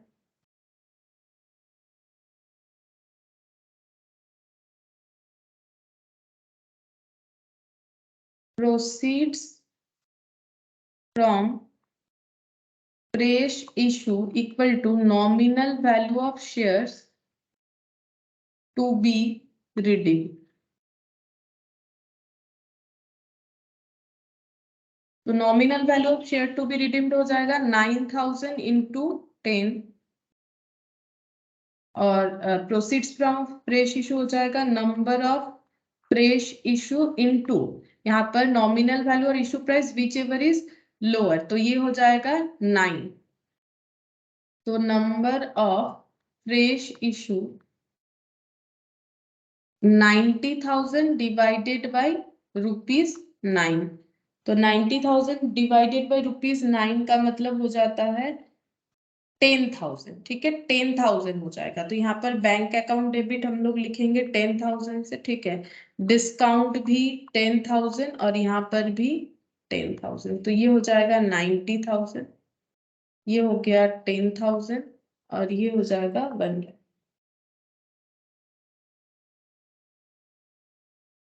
तो यहाँ पर preference share the company decide to redeem the preference share at par by issue of sufficient number of equity share of 9 each fully paid up.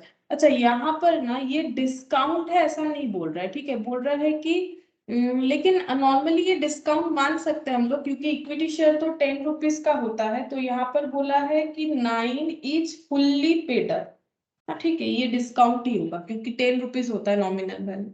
अच्छा, being shares to be issued। अच्छा, अब सेकेंड एंट्री हो जाएगा due 10% redeemable preference share capital account debit to preference share holder 9,000 into, यहाँ पर आ जाता है हम लोग का नॉमिनल वैल्यू यानी ₹10। तो ये हो गया 90,000। Be amount payable. अच्छा, थर्ड एंट्री हो जाएगा जो अमाउंट पेड हो जाएगा, तो preference share holder account debit to bank.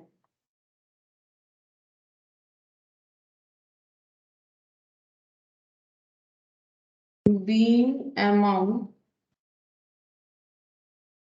Paid, ठीक है, इतना अमाउंट पे हो जाएगा।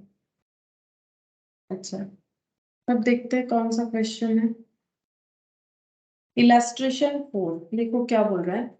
The board of director of a company decided to issue minimum number of equity shares of 9 to redeem 5 lakh preference shares, ₹5 lakh preference shares. तो question हमें बोल रहा है कि company minimum number of equity share issue करना चाहती है 9 रुपीज वाला, मतलब ये क्या हो गया, ये हो गया इशू प्राइस, ठीक है, ताकि वो रिडीम कर पाए 5 लाख रुपए का प्रेफरेंस शेयर। मतलब ये क्या हो जाएगा, nominal value of preference share to be redeem, ठीक है। The maximum amount of divisible profit available for redemption, divisible profit का मतलब फ्री रिजर्व, ठीक है। डिविजिबल मतलब जिसको हम लोग डिस्ट्रीब्यूट कर सकते हैं डिविडेंड देने के लिए, इसलिए बोल रहा है कि ऐसा प्रॉफिट जो डिविजिबल है, मतलब डिस्ट्रीब्यूटेबल है, यानी फ्री रिजर्व। बोल रहा है फ्री रिजर्व में 3 लाख है।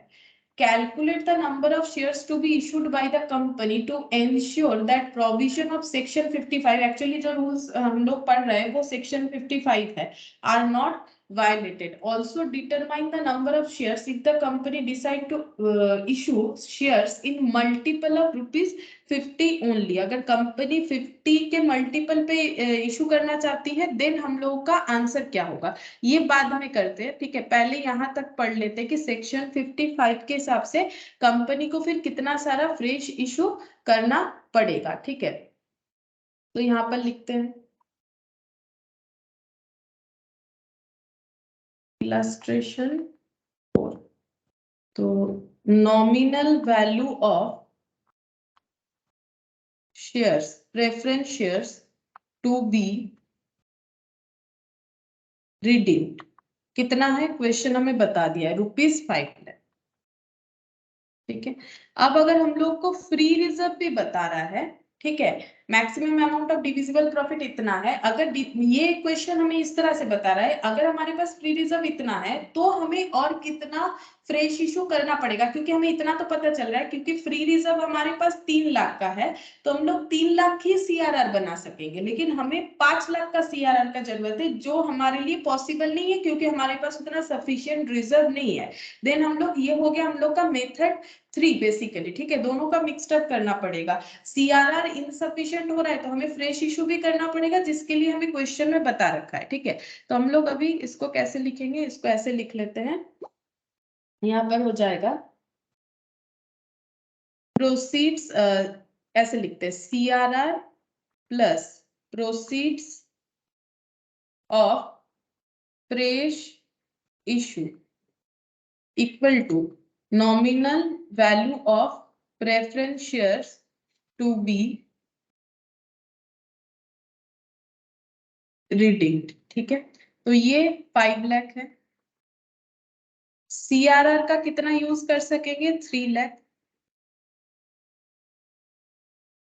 और ये हो जाएगा number of fresh issue into nominal value और issue price whichever is lower. अब ये जो शेयर इशू हो रहा है इसका the board of director company decide to issue minimum number of equity share of 9, ठीक है, 9 रुपीज का। तो अगर इसका नॉमिनल वैल्यू में दिया नहीं है, लेकिन नॉर्मली हमें पता है कि नॉमिनल वैल्यू 10 का होता है, तो 10 और 9 विच एवर इज लोअर, तो 9 लेना पड़ेगा, ठीक है। तो यहाँ पर हो जाएगा number of fresh issue into ₹9 equal to 5 lakh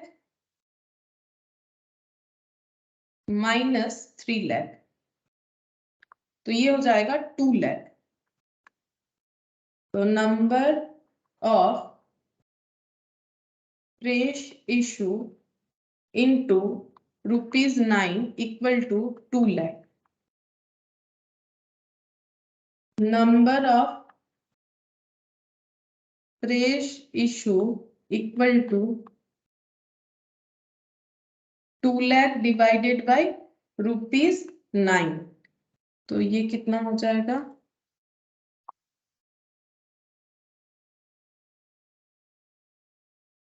22,222। ठीक है, तो 22,222.22 करके बहुत सारा 2 है, ठीक है, 0.22 शेयर्स। तो ये आ गया हम लोग का फ्रैक्शन में। इसको हम लोग बोल सकते हैं minimum number of shares to be issued, क्योंकि ये फ्रैक्शन में नहीं हो सकता है। देखो, शेयर इशू कभी फ्रैक्शन में नहीं होता है, तो इसे हमें कैसे लिखना पड़ेगा? ऐसे लिखेंगे आंसर, एज फ्रैक्शनल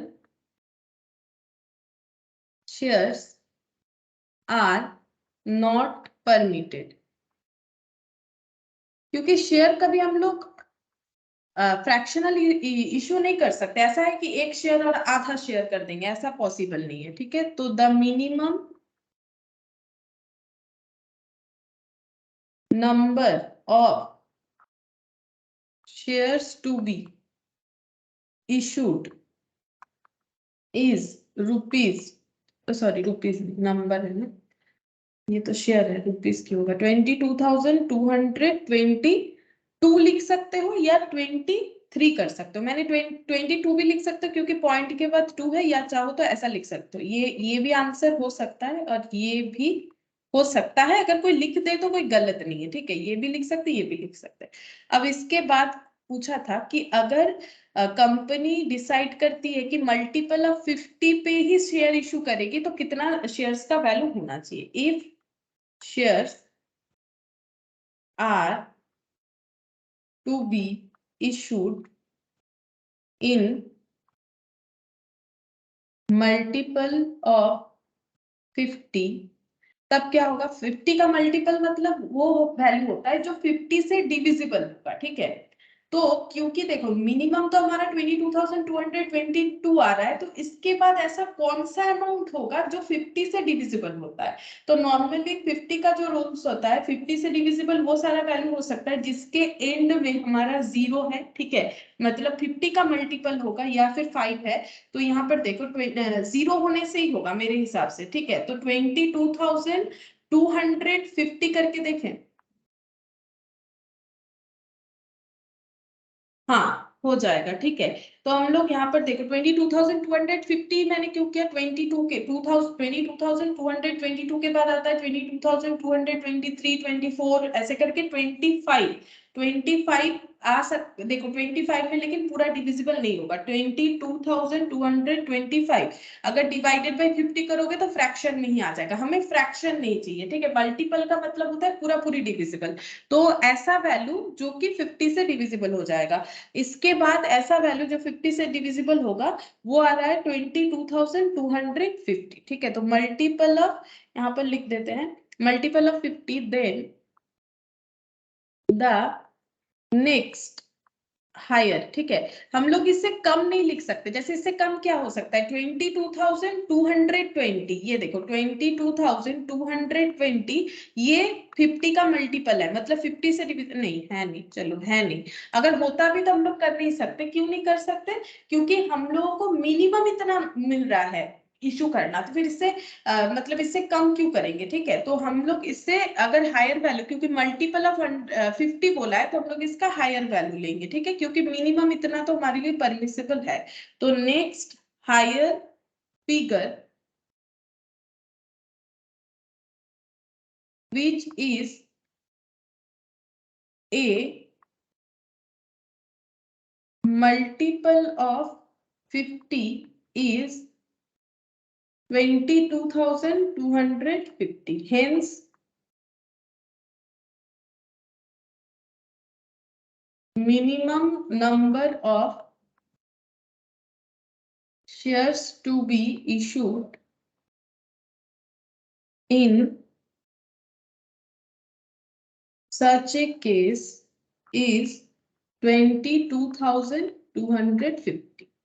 शेयर्स, ठीक है। मल्टीपल का मतलब क्या होता है, बस ये समझना जरूरी है। मल्टीपल का मतलब होता है जिसका भी मल्टीपल होगा उससे वो वैल्यू से डेटा फुल्ली डिविजिबल होने से मल्टीपल होता है। जैसे मल्टीपल ऑफ 5 का मतलब क्या होता है, मल्टीपल ऑफ 5 का मतलब होता है 5 का पूरा टेबल बोल लो, मैं मल्टीपल ऑफ 5 जैसे 5 डिविजिबल बाय 5, ठीक है। 5 1 जा 5, 5 2 जा 10, 10 डिविजिबल बाय 5, तो 10 भी 5 का मल्टीपल हो गया।